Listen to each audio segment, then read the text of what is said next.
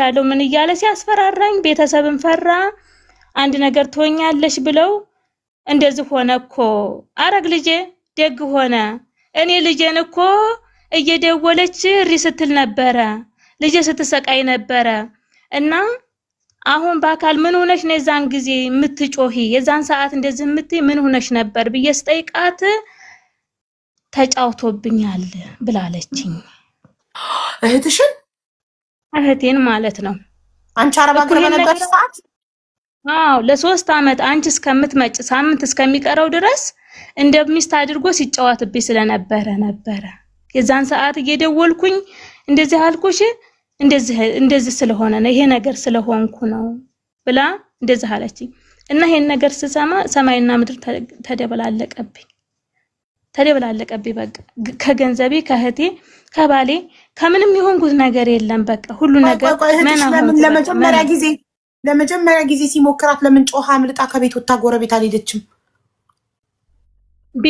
ቢላዋ ይዞ ማለት ነው ቢላዋ ይዞ ጨርሶ ያን ነገር አድርጎ ጨርሶ ቢላዋ አመጣና ይሄንን ነገር ለማንም ብትናገሪ አርድሻለሁኝ ማንም አይደርስልሽም እዝጋ እኔ ነኝ ያለሁት የምታውቀው ታሪክ የለም የዛን ሰዓት 14 አመት ልጅ ናት ስልክ የላትም ሰራተኛይቱን ትንኮሳ ሲያረግባት ወዳውን በ3 ወሯ ሄዳለች አጋጅ ቀጥር ያለው ብዬሻለሁ እሷ አጋጇ አስቸግራት ሄደች አጋጇ ስትሄድለት ከእህትሽ ጋር ብቻውን ሆነ ተመቸው በቃ የዛን ሰዓት እንደዛ አደረጋት ማለት ነው የዛን ሰዓት ለምን እንደዛ አልተደረገ የሚባል እህትሽን ከ14 አመቷ እስከ 17 አመቷ ባለቤትሽ እንደ ሚስት ሲያደርጋት ሲቆይ ልጆችሽ ነብስ አያዩም ይሄንን አይተዋል ልጆች አይተዋል ይሄን ጉዳይ ሁሉም ልጆች ላይ አይምሮአቸው ላይ ተቀርጿል ይሄ ጉዳይ ተቀርጿል በሰዓቱ ይሄንን ሲያዩ ስንት አመት ናቸው የ6 አመት ከምናምን የ3 አመት ከምናምንና የ6 አመት እየዋለ ያደረ ሲሄድ ባንድ ላይ ሲተኙ ባንድ ላይ እንደዚህ እንቅስቃሴ ሲያደርጉ እንደዚህ ሲያስፈራራት አልሰጥም ባለችው ሰዓት ሲያስፈራራት ምናምን ነገር ያያሉ ብዙ ነገር ያቃሉ ልጆቹ በጣም ብዙ ማለት ቤት ነው አንድ ክፍል ቤት ነው የተለያየ ክፍል አይደለም አንድ ክፍል ነው ቤቱ ፊት ጊዜ 3 ክፍል ነበረ 3 ክፍል ነበር ያ ቤት ሲፈርስ ሌላ ቦታ መጡ እሺ ሌላ ቦታ በሚቀመጡ ሰዓት በቃ አንድ ላይ ነው ፍራሽ ታች ፍራሽና አልጋ ላይ ምናምን ነገር ነው የሚተኙ ሲስተርና ባለቤቴ ባንድ ላይ ይተኛሉ ሲያስፈልገው ደግሞ ለብቻ እንትን ብሎ ልጆችን አቅፎ ከሷ ጎና አንስቶ ሌላ ቦታ ያረጋቸዋል እንደዛ ነው ሲጫወትባት የኖረ የዛን ሰዓት ለምንድነው ልጆቹ ያቃሉ ማለት ነው ባለቤትሽና እህትሽ ባንድ አልጋ ሲሆኑ ልጆቹ ይሰማሉ ያያሉ ላንቺ በስልክ ስታወሩ ነግረውሽ አያውቁም በፍጹም ልጆቹ ይፈራሉ ምክንያቱም ሲስተሬ ስታለቅስ ቤተክርስቲያን እንኳን ሄዳ ስታለቅስ አብረው ነበር የሚያለቅሱ ምክንያቱም ያ ነገር ምን ይላታመሰል ልጆቹን እየሰወራለሁኝ ልጆቹን እየጠፋባታለሁ ልጆቹን አርዳቸዋለሁ አንቺን እገልሻለሁ እህትሽ ለራሱ እዛ ሆና ለሀገሯ እንዳትበቃ ነው ማረጋት ያ ነገር ቅድም ልጄ መሞቷን ነግሮኛል ያልኩሽ ማስጠንቀቂያ ነው ለሷ ማለት ነው ማስጠንቀቂያ የዛን ሰዓት እኔ ነኝ የማቀው ይሆንኩትን ማለት ነው እኔ ነኝ የማቀው እሺ ቆይ እና ታዲያ ከ14 አመት እስከ 17 አመት ዝም ብሎ እንደሚስት ሲጠቀምባት እንዴት እርግዝና አልተፈጠረም ያን ነገር ይሄ የ72 ሰዓት የሚባል መድኃኒት አለ የ72 ሰዓት መድኃኒት በየቀኑ ያስወጣታል በየጊዜው ከሆነ ሰዓት በኋላ ደግሞ መድኃኒት አስቀብር ያላት ይሄ እኮ መሃንነት እኮ ያመጣል የ72 ሰዓት እኮ ኢመርጀንሲ ነው ለአንድ ጊዜ እኮ ነው ለአደጋ ጊዜ እኮ ነው እንጂ እኮ አንድ ሰው የ72 ሰዓቱን በየቀኑ የሚውጥ ከሆነ እኮ መሃንነት ያመጣል እኮ እሱማ ወደፊት አደጋ ነው ህይወቷ እኮ አደጋ ላይ ነው ያለው በእያንዳንዱ እንትን እንኳን እንዳልወጣው እንኳን ፈልጌ ብል ቁሞ ነው የሚያስውጠኝ አለች እንዳትውጥ ካልዋጠችማ ከእህቷ ባልታረግዝ ነው ሟጥማ ግድ ነው ግን ለእሺ አስቀበረች ግን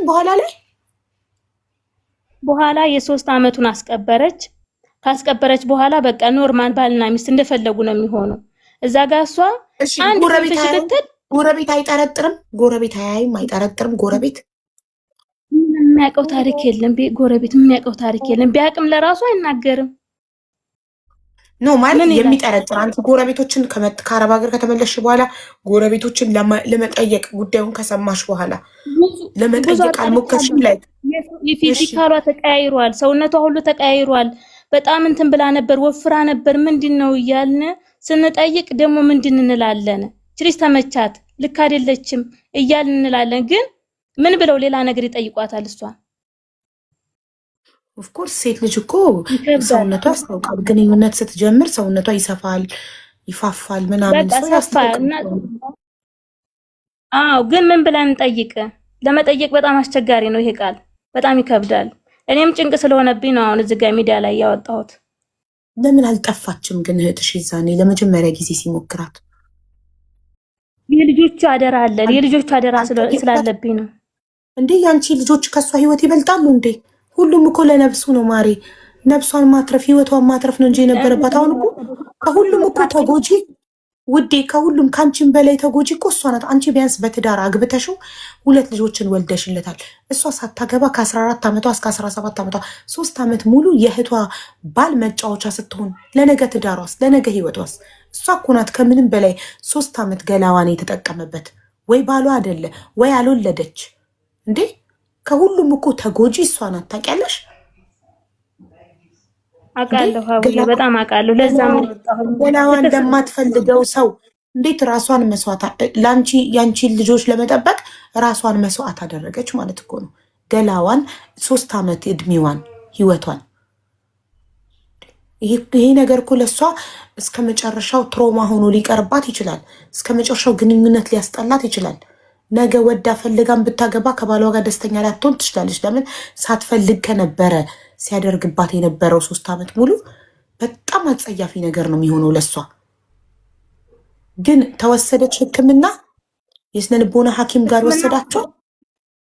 ሐኪም ሄድን፣ ክስ መሰረትን፣ ብዙ ነገር ሄድን። ሀቡዬ ጋንዲ ሆስፒታል መጀመሪያ እንደሰማሽ ያደረግሽው ንገሪን። አሁን ያለነው ታሪኩ ላይ እናትሽ ነገረችሽ፣ እህትሽን ታናሽ እህትሽን ባልሽ 3 ዓመት ሙሉ እንደሚስት ሲጠቀምባት እንደኖረ ስትነግርሽ የመጀመሪያው እርምጃሽ ምንድን ያደረግሽው አንቺ?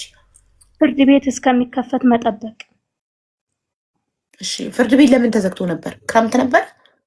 ክረምት ነበረ። ጥቅምት ይከፈታል። ከዛ ክፍለ ሀገር ነበር ያለችው። አጋጣሚ ትራንስፖርት ምናምን የለም ነበረ። መጣች ላይ ህይወትን ለመቀየር ልጆችን ለእህቴ እንዲሁም አጋዣ አምጥቼ ከባለቤቴ ጋር አድርጌ ወደ ኢማራት ሄድኩ ማለት ነው።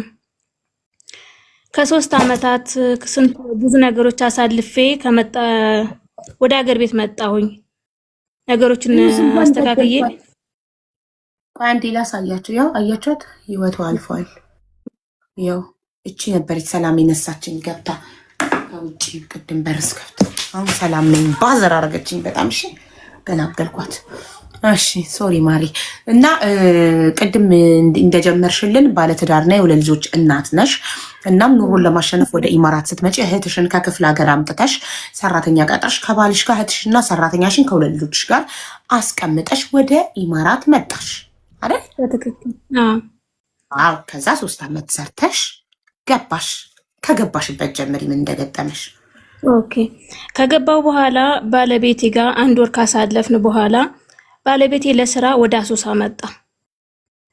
ኦኬ የምንኖረው አዲስ አበባ ነበር ከዚህ በፊት። ሲስተሬም ለ4 ዓመት አብራን ቆይታለች። በአጠቃላይ ወደ 7 ዓመት አብራን እንኖራለች ማለት ነው ሲደመር እና ያሳደጋት ናት። ከዛ በ1 ወር ወደ አሶሳ መጣና ቆየ። አየሩን አየው፣ ምርጥ ነው በቃ ለስራ ምናምን ነገር ነይ ልጆቹን ይዘሽ መሸኛ ምናምን ጨምረሽ ነው ያለኝ ወደ አሶሳ። እሺ ብዬ ሲስተሬንም የውጭ ፕሮሰስ ጀምሬላት ነበረ። በቃ እኛ ወደ አሶሳ ስለምንሄድ አንቺ ደግሞ ወደ ክፍለ ሀገር ማዘርጋ ሄደሽ ማዘርንም ጠይቀሻ ስለማታቂ ናፍቆትሽን ጨርሰሽ ወደ አረብ ሀገር ትሄጃለሽ ብዬ ቤተሰብ ጋር ላኳት። በዛ መካከል ልጆችን መሸኛ ይዤ ወደ አሶሳ መጣሁ ከአዲስ አበባ። አሶሳ መጥቼ የተወሰነ ቆየን። ከቆየን በኋላ እኔና እሱ ተጋጨን። ባህሪው ምንም ነገር ላቀው አልቻልኩም። ባህሪው ተቀየረ። ብዙ ነገሮች እኔ እዛም 1 ወር በቆየንበት ቆይታ ብዙ ነገሮች እያየሁ ነበርና ምንድነው ምናምን እያልኩኝ ከራሴ ጋር እየጠየቅኩ ነበር ራሴን። ምንድናቸው እነዛ ነገሮች? ባልሽ ላይ ያየሽው ለውጥ? አንዳንድ ነገሮች አሉ በውስጥ ያሉ እሱ ላይ የምታዩ ገጸ ባህሪ ገጽታዎች ያለውን ነገር ማለት ያለ መታሳደፍ የምታውቂው ነገር አንቺ ያለ መፈለግ ስሜት ነው እንደዛ። እንደዛ ነገር ሲታይበት ምንድነው የልጅ ምናምን ብዬ ራሴን ጠየቅኩኝ። ኖርማል ነው ምናምን ብዬ ስራህን ቀጥል ምናምን ብዬ እሱም ወደ አሶሳው መጣ። 1 ወር ከቆየ በኋላ እና አሪፍ ነው ብሎኝ ልጆቼን መሸኛ ይዤ ወደ አሶሳ መጣው። ሲስተሪም ወደ ሀገር ቤት ገባች። እዚህ መጥተን ደግሞ እገልሻለሁ ይለኛል። ዝም ብሎ ደርሶ እገልሻለሁ ምናምን ነገር ደርሶ በቃ የሆነ ነገር ጠብ መጫራላ ምንም ነገር በሐሳብ ልንግባባ ምንም አልቻልንም። እንዴ ልጅ ምንድነው ምናምን ብዬ እኔም በቃ ሰውነቴ እያለቀ ኑሮዬን በቃ ሰው እንዳይሰማብኝ ምናምን ሽፍንፍን እያረኩኝ ለልጆችም ደህና እየሆንኩኝ በቃ ውስጥ እየተቃጠለ ከላይ በቃ ምርጥ ሰው ሆናለሁ ምናምን ነገር። ከዛ ስልስል መጨረሻ ላይ ሊገለኝ ቢላዋ ደበቅኩኝ። በቃ እገልሻለሁ አንቺን ጨንጓራሽን ዘርግፌ ልጅሽን ገድዬ ምናምን ነገር ምናምን ይላል። እንዴ ምንድነው ልጆችንስ የሚገለው? እኔስ ጨንጓራ የሚዘረግፍ ምናምን ነገር በምን ጥፋቴ ነው ምናምን እያልኩ ስል መጨረሻ ላይ ቢላዋ ሲያጣ ብርጭቆ ሰበረና መስኮት ላይ ብርጭቆ ሰበረና በዛ በብርጭቆ ሊያርደኝ ማለት ነው።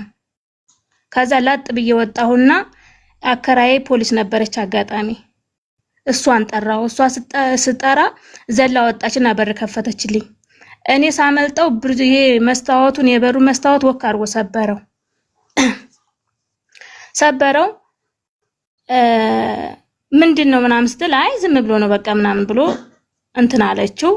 ማን እሷ ምዛኝ ገባች።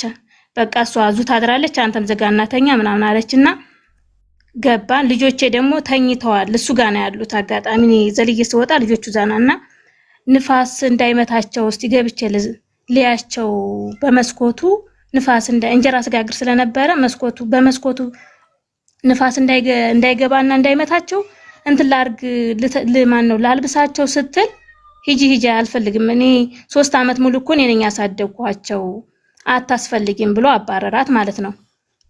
ማን ከዛን ሲያባረራት እኔም በቃ እንቅልፍ ሳይወስደኝ አደርኩ ማለት ነው። ዛሬ አሁን ፍሬንች ዶር ነበርና በቃ ይሄን እንትን ይመታዋል ይሄን ሰበረው በቃ ምናምን እያልኩ ስል እኔም ስጨነቅ አደርኩኝ። ነጋ። በነጋታው ተሸማገል የማይሆን ነገር ነው። ከዛን ገንዘብ እፈልጋለሁ አለኝ። ገንዘብ እፈልጋለሁ በቃ ሰርተሽ አመጣሽውን ገንዘብ እኩል ሰንጥቀሽ ሹካ ማንኪያ ሳታይ አካፈኝ አለ። ከዛ ምንድነው ችግርህ? እኔ መኖር እፈልጋለሁኝ። ምንድነው ችግርህ? አንተ የልጆች አባት ነህ። ለምን ነው ጸባይህ የተቀየረ? ምን ተፈጥሮ ነው ብዬ እኔ በቃ በማለት ሰዓት በቃ ፍች ነው የምፈልገው እያለ እሪ ይላል። ከዛ መጨረሻ ላይ ቤተሰብ ተሽተና አየለ ፍች ነው የምፈልገው እያለ አንቺ እሱ ፍች ነው የምፈልገው እያለ አንቺ መኖር እፈልጋለሁ ትያለሽ። መኖር እፈልጋለሁ ለምንድን ነው? ምስጥሩን አላቅም። እኔ ማውቀው ታሪክ የለም። እኔ ኑሮ ልጅ ስደት መረኝ ነው ያመጣው። ብዙ ነገር አሳልፌያለሁ። ስደትም ላይ ቢሆን ብዙ ነገር አሳልፌያለሁ። ሀቡ ብዙ ነገሮች አሳልፌ ነው 3 አመት የመጣው። በነጭ ወረቀት ነው ወደ ኢትዮጵያ ያመጣው። ብዙ ነገር አለ እና ያን ሁሉ መከራ በልቼ ደግሞ አሁን እፎ ይላለው ስል ሌላ ጉዳይ መጣብኝ። ያንን አልኩኝ። ከዛ በቃ እሺ ከሆነ መለያየትን ከመረክ አልኩና መጨረሻ ላይ ያንን ሳንቲም ከፈልኩ። 0.5 ሳንቲም የለውም እሱ ማለት ነው። ስንት ከፈልሽው? ስንት ጠየቀሽ? ለመፋታት ስንት ጠየቀ? ይዘሽ ሰንጥቀሽ ሹካ ማንኪያ ሳትይ አካፊኝ አለ። ቲቪ ፈልጋለሁ ይሄን ፈልጋለሁ ሲል እንዴ ቲቪ እንዴት ትፈልጋለህ? ልጆች ምን ሊያዩ ነው? አልጋ ፈልጋለሁ። ልጆች መሬት ላይ ወለል ላይ ሊተኙ ነው ወይ? በቃ የሆነ ነገር ፈልጋለሁ። እንደዛ ሲል እቃውን አስቀሩልኝ። ገንዘቤን እኩል ሰንጥቆ ተካፍሎ ወጣ ማለት ነው። ስንት ደረሰው? እስከ 185,000 ብር እስከ 100 ፊት